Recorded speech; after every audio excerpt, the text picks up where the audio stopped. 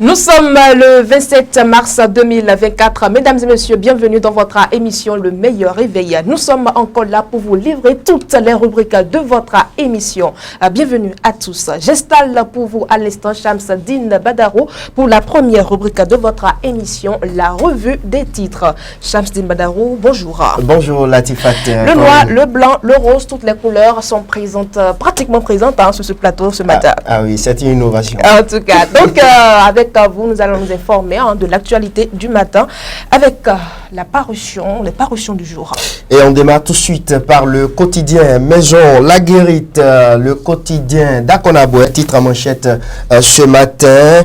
Élection d'un nouveau président à la tête du Sénégal. Le groupe Rockefeller Holding Finance se dit prêt à accompagner les projets de Diomaye Faye. Voilà, le couple Maria Soares, Wassia Moussa au service de l'Afrique et du monde. Retrouvez le contenu de cet article signé Evelyne Dossou dans les colonnes du quotidien La Guérite ou sur notre page internet, sur notre site internet. J'allais dire, on poursuit avec le quotidien La Guérite et au niveau de la deuxième fausse manchette, on parle de la prévention des risques d'incendie dans les entreprises et le journal nous informe que le Conseil des investisseurs privés et la CCI Bénin s'unissent.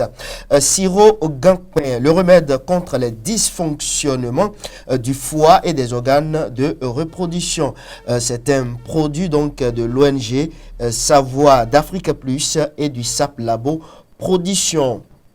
À la fausse manchette du bas du journal La Guérite, supposée démission des militants d'un parti à Porto Novo, l'UP Le Renouveau au debout et imperturbable. Joseph Diogbenou, préoccupé par la mobilisation de sa troupe, nous apprend le quotidien d'Akonaboué. On poursuit avec Adjatia News de Gaspard Adjamossi, prétendue démission de 168 militants de l'UP Le Renouveau à Porto Novo, un véritable canular et une grotesque manipulation, titre mon confrère Gaspard Adjamossi. Sénégal, ce qui a contribué à l'élection de Bassirou Diomaye Faye et ce qui l'attend à court terme, selon le journal. Au niveau de l'Assemblée nationale du Bénin, Adjatia News titre la représentante résidente de l'UNICEF au cabinet du président Louis Vlavonou. Adjatia News s'en va et le chronomètre s'installe. Il peut le renouveau à Porto Novo. Démission de pacotille. Impact nul.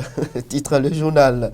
Les illusionnistes démasqués selon le journal. On poursuit ce matin avec 109 décidément. 109 qui titre également par rapport à cette supposée démission des 168 militants de l'UPR à Porto Novo. Et le quotidien 109 titre manchette. Une agitation de 3 prématurés politiques. Le baobab debout est bien solide. On poursuit ce matin avec Nord-Sud quotidien. Nouveau code électoral, analyse de prof Ronokou. L'application permet au plus 6 candidatures. C'est non, le journal de Raoul Oussounou. Le pays émergent, championnat nationaux. D1, D2 de football au Bénin, les clubs féminins, toujours dans l'attente des subventions de la FBF, les dirigeants souffrent et les joueurs meurent de faim. À quoi sert réellement l'argent que la CAF et la FIFA octroient aux associations dont le Bénin? On poursuit avec le télégramme présidentiel au Sénégal. Patrice Talon félicite Bassirou Diomaye Faye, le président élu. La CEDEAO réagit à la victoire du nouveau président.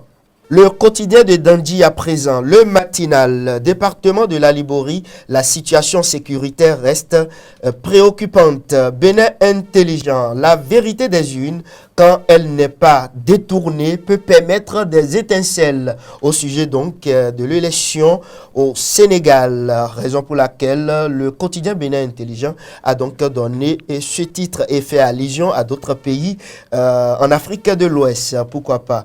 On poursuit avec l'emblème du jour de Joël Alagbé, le quotidien de Joël Alagbé, titre en manchette ce matin, et revient donc sur cette démission de 168 militants de l'UP Le Renouveau Info à Porto Novo et le quotidien L'Emblème du jour titre « Des feuilles mortes tombent du baobab ». Donc le baobab est toujours au debout selon le journal de Joël Alagbé. 24 heures au Bénin, département de la Liborie. Violent affrontement entre agriculteurs et éleveurs à Malanville. L'affiche du jour, direction commune d'Adiara et le journal parle de la question de sécurité, une question de sécurité qui est une préoccupation majeure pour le maire Germain Onvoyegbe. L'affiche du jour s'en va et le quotidien du service public s'installe. La nation, transformation de la noix de cajou, 10 milliards de francs CFA de la BOAD à la GDIZ. Le potentiel, le quotidien de Adrien Atikpator, titre en manchette ce matin, présidentielle de 2026, la vague de jeunes chrétiens, une force pour Olivier et Bocor.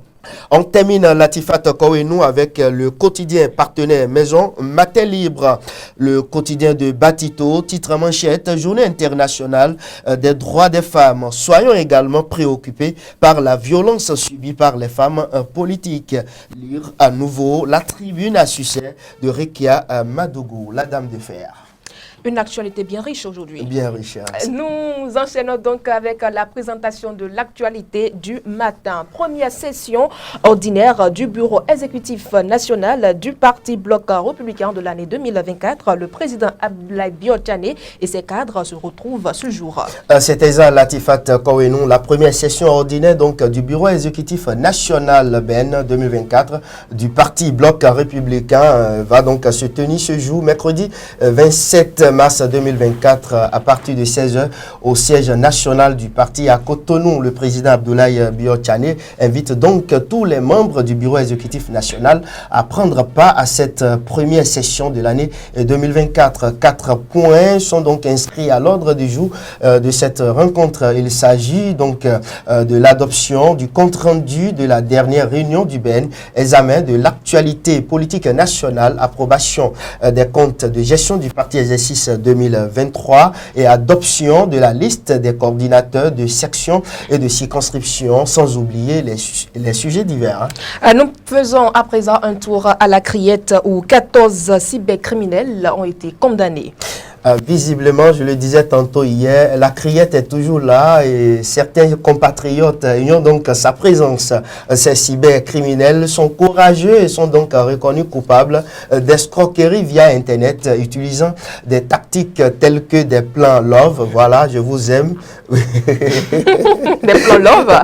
Voilà, des plans love, des services de voyance fictifs et des prêts fraudulés. Selon les informations au cours de l'audience correctionnelle, la Cour spéciale a infligé des peines de prison ferme à 8 des cybercriminels, tandis que 2 autres ont été condamnés à 55 mois d'emprisonnement et les 4 restants ont écopé des peines allant jusqu'à 7 ans de détention.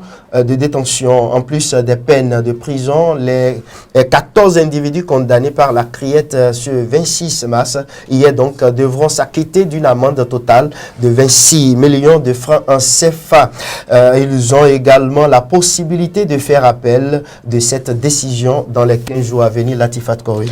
Vous avez à présent une nouvelle pour nous dans le domaine du recouvrement des frais liés aux infractions routières. Cette information doit être certainement un coup dur pour nos agents de police. Pour les agents de police, parce qu'on sait que ce montant aide quand même à combler un vide au niveau de la gestion de ces commissariats. C'est vous qui le dites. L'État est fort et l'État sait ce qu'il cherche. Il recherche en réalité. Donc, tous les paiements liés, comme vous venez de le dire, aux frais de fourrière des engins seront perçus par le Trésor public. Selon le journal Le Potentiel de mon cher confrère Adrien Atikpator, cette initiative vise à moderniser et à rendre plus efficace le processus de paiement des amendes et des frais de fourrière. Désormais, tout usager en infraction ne pourra plus régler directement ses frais de fourrière dans les commissariats de police.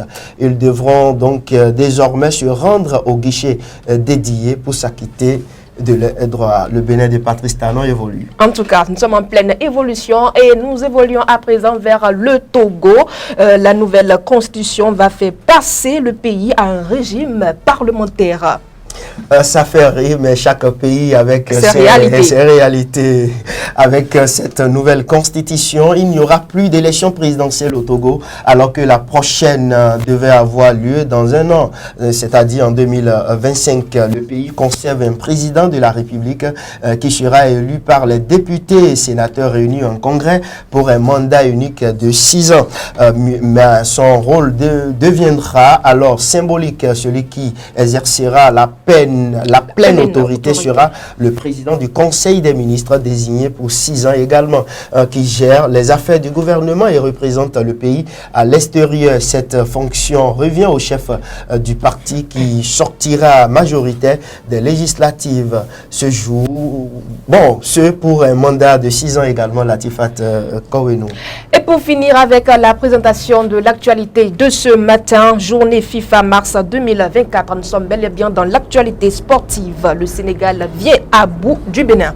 Un exercice difficile, mais puisque nous sommes là, on va parler sport. Le match s'est soldé sur un score de 0-1 en faveur du Sénégal. Le Bénin a manqué ses occasions en première mi-temps, notamment avec un pénalty raté par l'attaquant Steve Mounier. Malgré les bonnes performances d'Andreas Ontonji et de Mohamed Tidjani, les Guépards du Bénin n'ont pas réussi à trouver le chemin des filets en seconde période. Le Sénégal a pris l'ascendant et a ouvert le score sur penalty grâce à Sadio Mané. Cette réalisation a été suffisante pour assurer la victoire à son équipe malgré les efforts déployés par le sélectionneur Guénot et ses joueurs. Le Bénin n'a pas réussi à égaliser et à renverser la tendance. Merci à vous et à demain. Ah, vous êtes pressés. Mais je vous remercie également. On se donne rendez-vous demain pour le même exercice. Même si Dieu le veut. Inch'Allah.